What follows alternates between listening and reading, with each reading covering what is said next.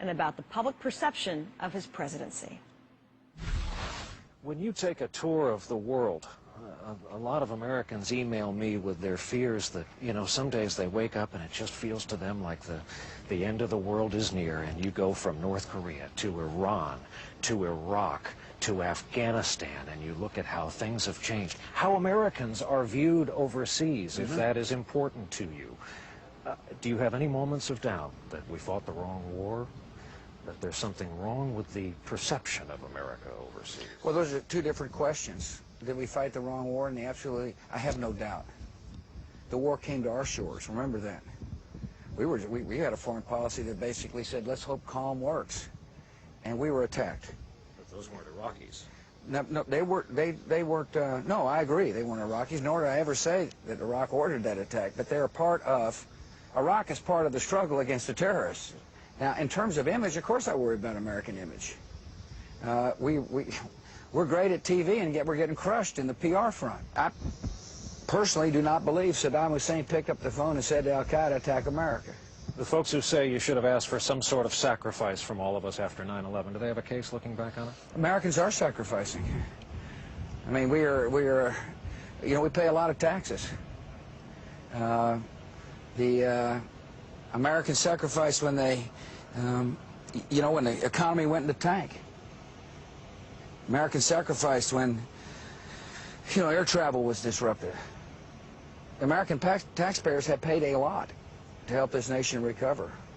I think Americans have sacrificed. Mr. President, I know how much you love deep psychological examinations of yourself. While you were at Kennebunkport this last weekend, people talked about your relationship with your dad. People mentioned that former President Clinton has been a guest at Kennebunkport more often in the last few years than you have been. Yes. And there was a lot of speculation. Your spokesman, Tony Snow, recently all but said it's because of the way your father chose to end the first Gulf War that bin Laden saw weakness enough to strike the United States. Is there Trying to figure out where you're going here. Is there a palpable tension when you get together with the former president, who happens to be your father? A lot of the guys who work for him are not happy with the direction. Oh, no, listen, my relationship is adoring son. Do you talk shop? Sometimes, yeah, of course we do, but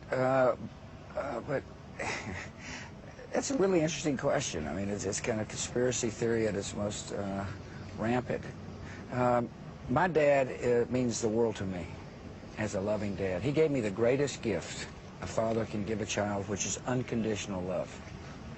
And yeah, we go out and kind of float around there trying to catch some fish and chat and talk, but he understands what it means to be president. He understands I have oftentimes have information that he doesn't have. And he also understands how difficult the world is today. And I explain my strategy to him. I explain exactly what I just explained to you down there about how I view the current tensions. And he takes it on board, and he leaves me with this thought: I love you, son.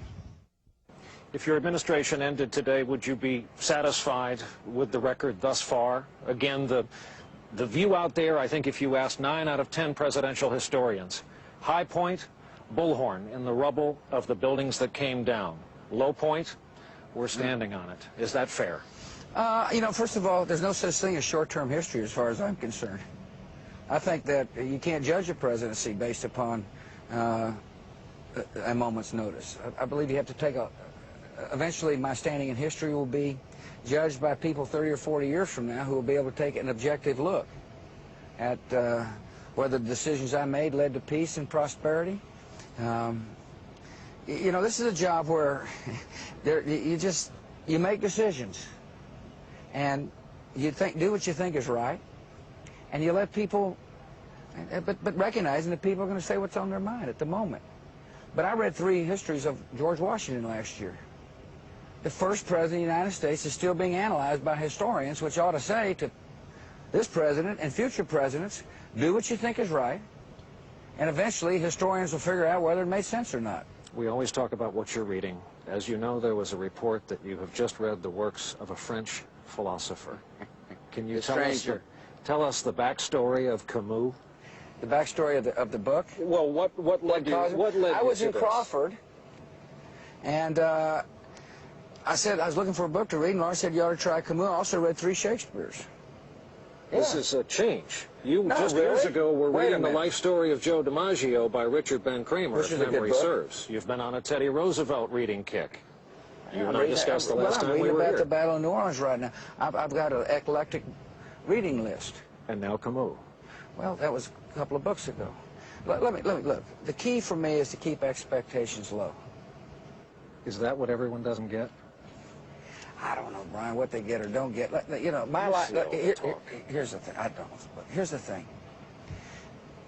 The great thing about the presidency is you're totally exposed, and people spend a lot of time, particularly if you're making decisions and hard decisions. People spend a lot of time not only analyzing decisions, they analyze the decision maker, and I understand that. But a president must never let him get off. Let that get him off track. Even if you're You have to- frustrated that we're getting something You wrong. have to do what you think is. If we're getting something wrong, we change it.